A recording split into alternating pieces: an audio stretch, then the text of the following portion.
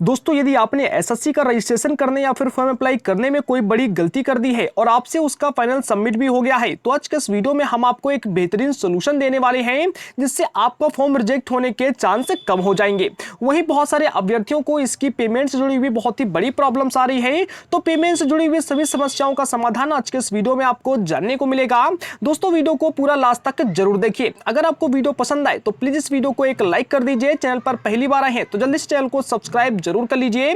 नमस्कार दोस्तों, मैं हूं रवि सिंह और आप देख रहे हैं talk with Ravi YouTube channel. चलिए आज का वीडियो हम स्टार्ट करते हैं। तो दोस्तों, सबसे पहले बात करते हैं ऐसे अभ्यर्थियों की जिन्होंने अपना एसएससी में रजिस्ट्रेशन करने में कोई गलती कर दी है। तो देखिए, अगर अभी केवल आपने अपना रजिस्ट्रेशन किया है एसएससी में और रजिस्ट्रेशन में आपने गलती कर दिया है, लेकिन अभी तक आपने जो आपका फॉर्म है उस फॉर्म को अप्लाई नहीं किया है, केवल और केवल आपने रजिस्ट्रेशन कर किया है और उसी में गलती कर दी है, तो आपको चिंता बिल्कुल भी नहीं करना है। अगर आपको लगता है कि आपके रजिस्ट्रेशन करने में कोई ऐसी बड़ी गलती हो गई है जिससे अगर आप फॉर्म अप्लाई करोगे तो डेफिनेटली आपका जो फॉर्म होगा वह रिजेक्ट कर दिया जाएगा, तो आपके पास एक बहुत ही अच्छा ऑप्शन होता है कि आपने जो रजिस्ट्रेशन किया है जिसमें आपने गलती कर दिया है उस रजिस्ट्रेशन को आप ऐसा ही छोड़ दीजिए और एक अनदर रजिस्ट्रेशन यानी कि एक दूसरा आप रजिस्ट्रेशन कर लीजिए अपना नया ईमेल आईडी और मोबाइल नंबर से। इसके अलावा आपको रोल नंबर में चेंजेस करना पड़ेगा, वो ऑलरेडी मैं आपको बता चुका हूं कैसे करना है। इसके अलावा आपने जो आईडी लगाया है उसे चेंज करना पड़ेगा और जैसे भी आपका यहाँ पर सेकंड रजिस्ट्रेशन नया किया जाता है वैसे आपको एक नया रजिस्ट्रेशन आराम से कर लेना है, जिसमें आप जो डेटा भरोगे उसे अच्छे तरीके से बिल्कुल करेक्ट फिल करना है। अब देखिए, बहुत सारे अभ्यर्थी ये कंफ्यूज होते हैं कि अगर आपका इसमें दो रजिस्ट्रेशन हो गया तो आपके दोनों रजिस्ट्रेशन जो होंगे वह फॉर्म यानी कि फॉर्म भी कैंसिल कर दिए जाएंगे। तो देखिए दोस्तों, मैं आपको बता दूं कि एक कैंडिडेट का एसएससी में केवल एक ही रजिस्ट्रेशन होता है, लेकिन गलती से अगर आपका दूसरा रजिस्ट्रेशन भी हो गया है तो रजिस्ट्रेशन से यहाँ पर कोई भी इफेक्ट नहीं पड़ता है। बस जो भी आप फॉर्म अप्लाई करने वाले हो, जैसे अभी आपका एसएससी एमटीएस चल रहा है तो रजिस्ट्रेशन आप चाहे जितने भी कर लो, क्योंकि एक कैंडिडेट का केवल एक ही रजिस्ट्रेशन होता है। दूसरा रजिस्ट्रेशन अगर आप करते भी हो तो आपको अपने डेटा को बहुत सारा चेंजेस करना पड़ता है, तभी आप नया रजिस्ट्रेशन कर पाते हो। तो रजिस्ट्रेशन आप चाहे जितने भी कर लो एसएससी में, लेकिन किसी एक भर्ती में आप जो फॉर्म अप्लाई करोगे वह केवल एक ही फॉर्म होना चाहिए। अगर आपने दो अलग अलग रजिस्ट्रेशन करके और दोनों रजिस्ट्रेशन से दो फॉर्म किसी एक भर्ती जैसे एसएससी एमटीएस में अगर आपने दो अलग अलग रजिस्ट्रेशन से दो फॉर्म अप्लाई कर दिए तो फिर आपके दोनों फॉर्म कैंसिल हो जाएंगे, कोई बचा नहीं पाएगा डुप्लीकेट एप्लीकेशन की वजह से। लेकिन रजिस्ट्रेशन अगर आपका पहला गलत हो गया है तो डेफिनेटली आप दूसरा रजिस्ट्रेशन कर सकते हो और उससे आराम से आप अपने जो फॉर्म है उससे अप्लाई कर सकते हो। इसके बाद अब जरा बात कर लेते हैं ऐसे कैंडिडेट की जिन्होंने अपना रजिस्ट्रेशन किया और रजिस्ट्रेशन करने के बाद जो उन्होंने फॉर्म भी अप्लाई कर दिया। फॉर्म अप्लाई करने के बाद अब उनको पता चला कि उन्होंने जो फॉर्म अप्लाई किया है उसमें कोई ना कोई गलती हो गई है, लेकिन अभी तक जो उन्होंने फीस है उस फीस को सबमिट नहीं किया है। तो अगर आपने रजिस्ट्रेशन किया, फॉर्म अप्लाई कर दिया, लेकिन अभी तक आपने उसमें फीस को सबमिट नहीं किया है, तो आपको चिंता बिल्कुल भी नहीं करना है। आपको सिंपली क्या करना है कि देखिए, जिस फॉर्म में आपकी गलती हो गई है और अभी फीस सबमिट नहीं हुआ है, तो अगर लास्ट डेट होते होते अगर आप उसका पेमेंट नहीं करोगे, फीस सबमिट नहीं करोगे, तो वह फॉर्म आपका ऑलरेडी कैंसिल पूरा कर दिया जाएगा। तो सिंपली आपको क्या करना है, दूसरा एक नया रजिस्ट्रेशन करना है, उससे अपने फॉर्म को आसानी से अप्लाई करना है बिल्कुल करेक्ट तरीके से। और जब आप श्योर हो जाओ कि आपका जो सेकंड भरा हुआ फॉर्म है वह बिल्कुल करेक्ट है, तो उसका आसानी से आप पेमेंट भी कर सकते हो अगर आपका पेमेंट लगता है। लेकिन अब जरा बात करते हैं तीसरे ऐसे कैंडिडेट के बारे में जिन्होंने क्या किया है कि अपना रजिस्ट्रेशन किया, अपना फॉर्म सबमिट किया और जो पेमेंट है उस पेमेंट को भी कर दिया, यानी कि फॉर्म जो है वह पूरी तरीके से सक्सेसफुल हो गया है। या बहुत सारे अभ्यर्थी ऐसे हैं जिनका पेमेंट लगता नहीं है, यानी कि फॉर्म पूरी तरह से सबमिट हो चुका है। तो देखिए, ऐसे अभ्यर्थियों को मैं बता दूं कि अगर आपके फॉर्म में कोई छोटी मोटी गलती हो गई है, आपके नेम को छोड़कर, आपके फादर के नेम को छोड़कर, आपकी डेट ऑफ बर्थ, आपके कास्ट को छोड़कर अगर बाकी किसी भी चीज में कोई गलती हो गई है तो आपको चिंता बिल्कुल भी नहीं करना है। फोटो के ऊपर आपका डेट कंपलसरी है, आपका डेट बिल्कुल होना चाहिए। तो देखिए, अगर ये सब कुछ आपने कर रखा है और बाकी अगर आपके एड्रेस, आपके क्वालिफिकेशन, आपके मदर के नेम में छोटी मोटी अगर कोई गलती हो गई है तो आपको चिंता बिल्कुल भी नहीं करनी है। ठीक है, आपको बिल्कुल भी चिंता नहीं करनी है, क्योंकि आपका फॉर्म रिजेक्ट भी नहीं किया जाएगा, आपका एग्जाम के लिए एडमिट कार्ड भी जारी हो जाएगा अगर बाकी चीजें आपकी बिल्कुल करेक्ट हैं। तो आप एग्जाम देने जाओगे, इसके बाद जितना भी प्रोसेस होता है वहां तक आप यानी कि डॉक्यूमेंट वेरिफिकेशन तक आप आसानी से पहुंच जाओगे और डीवी के टाइम पर आपको मेरे हिसाब से अगर छोटी मोटी गलती है तो 95% आपको कोई भी दिक्कत नहीं होने वाली है। 2-4% दिक्कत भी होगी तो वहां पर भर्ती बोर्ड की तरफ से यानी कि एसएससी की तरफ से आपको सलाह मशवरा देकर सब कुछ बता दिया जाएगा कि अब आपको क्या करना होगा, ठीक है। तो कुल मिलाकर आपको डॉक्यूमेंट वेरिफिकेशन तक पहुंचने का आसानी से मौका मिल जाएगा और यहां पर तो फिर कोई ना कोई सोल्यूशन आपको मिल ही जाएगा।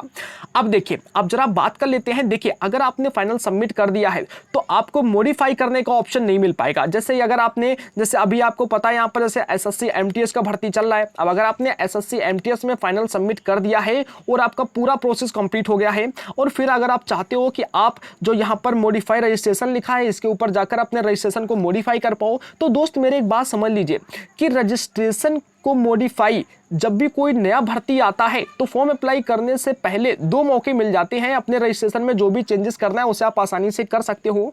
अब देखिए, भर्ती बोर्ड अगर आपको मॉडिफाई का मौका भी दे देगा तो आपके फॉर्म को मॉडिफाई थोड़ी ना किया जाएगा, आपके रजिस्ट्रेशन को मॉडिफाई यहां पर करने का ऑप्शन है, ठीक है। मॉडिफाई रजिस्ट्रेशन, तो रजिस्ट्रेशन जो आप मॉडिफाई करोगे तो वह तो आने वाले फॉर्म के लिए हो गया ना, जो आप भर चुके हो, चाहे वह एसएससी एमटीएस का हो, उसमें तो डेटा आपका ऑलरेडी पहुंच चुका है तो उसमें तो कुछ भी चेंजेस आपको देखने को नहीं मिलेगा।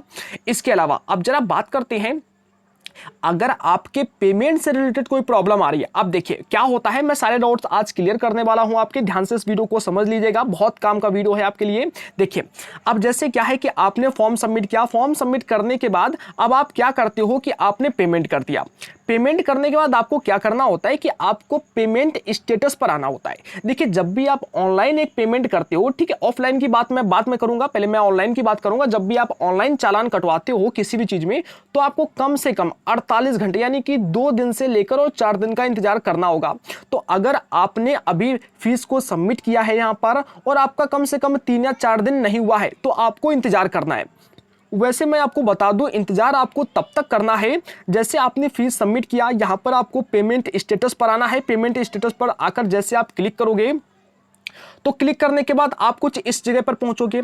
अब यहां पर पहुंचने के बाद आपको यहां पर ट्रांजैक्शन स्टेटस जो है, अब ट्रांजैक्शन स्टेटस में आपको पेंडिंग लिखा हुआ आएगा। जब तक यहां पर या तो फेलर या फिर सक्सेस लिखा हुआ नहीं आता है तब तक आपको इंतजार करना है, भले ही 4 दिन हो जाए या फिर 5 दिन हो जाए। हालांकि 4 या 5 दिन बहुत बड़ा समय होता है, 3 या 4 दिन के अंदर ही आपको यहां पर या तो पेमेंट आपका सक्सेस या फिर जो आपका फेलर होगा वह शो कर जाएगा। अगर आपका पेमेंट, अब देखिए एक बात मैं आपको और बताता हूं, जब आप अपना जो पेमेंट है उससे ऑनलाइन तरीके से कर देते हैं, मान लो अपना जो भी आपका फीस था उसमें आपको सबमिट किया और सबमिट करने के बाद अब देखिए तुरंत आपको एक काम करना होता है। आपको यहां पर एक ऑप्शन लिखेगा डबल वेरिफिकेशन ऑफ पेमेंट, ठीक है। तो जैसे आपने अपना ऑनलाइन पेमेंट जमा किया तुरंत ही आपको डबल वेरिफिकेशन ऑफ पेमेंट के ऑप्शन पर आकर क्लिक कर देना है। अब जैसे आप इसके ऊपर टिक करोगे तो बिल्कुल आपको 2 मिनट के अंदर ही जो आपका पेमेंट होगा वह सक्सेसफुल हो जाएगा। और पेमेंट स्टेटस में आकर जब आप चेक करोगे तो यहां पर जो आपका पेमेंट होगा, यह पेमेंट आपका यहां पर बिल्कुल आपका 2 मिनट के अंदर ही सक्सेस दिखाना स्टार्ट कर देगा, ठीक है। इसके अलावा अब देखिए, अगर मान लो आपने डबल वेरिफिकेशन अभी तक नहीं किया है तो आप जल्दी से, अगर आप ऑनलाइन पेमेंट कर चुके हो और आपका पेमेंट कट चुका है तो आप डेफिनेटली डबल वेरिफिकेशन के ऊपर क्लिक कर सकते हो यहां पर, ताकि आपका पेमेंट जो है वह तुरंत सक्सेसफुल हो सके। अब देखिए, अगर आपका एक बार पेमेंट आपने ऑनलाइन किया और आपका पेमेंट फेल हो गया, 3 या 4 दिन के बाद आपका पेमेंट फेल्ड हो गया, तो आपको चिंता नहीं करना है। अब आपको अगली बार क्या करना होगा, अगर आपका पेमेंट सक्सेस करने का जो पेमेंट जमा करने का अगर अभी आपके पास 8 या 10 दिन का टाइम बचा है तो फिर आप एक बार फिर से ऑनलाइन पेमेंट कर सकते हो। लेकिन अगर आपके पास 4 या फिर 5 दिन का टाइम बचा है पेमेंट जमा करने का तो फिर अब आपको ऑनलाइन पेमेंट बिल्कुल नहीं करना है, आपको ऑफलाइन तरीके से चालान लेना है और जाकर सीधा बैंक में जमा कर देना है, ठीक है। जिससे क्या होगा कि 3 या 4 दिन के अंदर आपका पेमेंट सक्सेसफुल हो जाएगा। हालांकि बैंक की तरफ से 2 या 3 दिन के अंदर ही आपका पेमेंट सक्सेसफुल हो जाता है, ठीक है। तो आपको चिंता नहीं करना है इसके लिए। इसके अलावा बहुत सारे अभ्यर्थियों क्या होता है कि एक बात आपको और ध्यान में रखना है कि आपको जब पेमेंट आपका सक्सेसफुल हो जाता है तो आपको पेमेंट स्टेटस पर आकर चेक कर लेना है एक बार।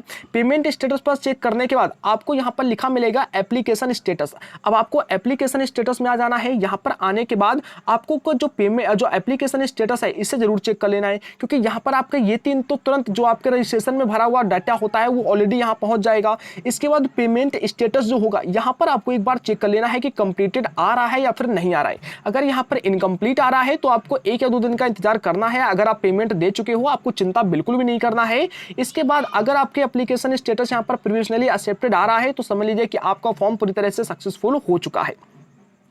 इसके अलावा जब तक आपका यहां पर जो पेमेंट है वह पूरी तरह से सक्सेसफुल या फिर फेलर नहीं दिखाएगा तब तक आपको बार बार पेमेंट नहीं करना है, क्योंकि अगर आप ऐसा करोगे तो आप ऑनलाइन पेमेंट कर भी नहीं पाओगे और फालतू में अपना पैसा बर्बाद करते रहोगे। तो ठीक है, तो आपको थोड़ा सा इंतजार करना, पेशेंस रखना होगा और डेफिनेटली आपको पेमेंट से रिलेटेड कोई भी समस्या नहीं आएगी। अगर आपको दोस्तों वीडियो पसंद आया हो तो प्लीज इस वीडियो को एक लाइक जरूर कर दीजिए। चैनल को अभी तक सब्सक्राइब नहीं किया तो जल्दी से चैनल को सब्सक्राइब कर लीजिए। नीचे जो रेड कलर का बटन है उसे दबाकर साथ में बगल वाले घंटी के बटन को क्लिक करके ऑल पर क्लिक कर लीजिए, ताकि आने वाले ऐसे ही इंपॉर्टेंट एसएससी के सॉल्यूशन से जुड़े वीडियो आप सभी तक सबसे पहले पहुंचते रहे। दोस्तों शेयर जरूर कर दीजिएगा। धन्यवाद।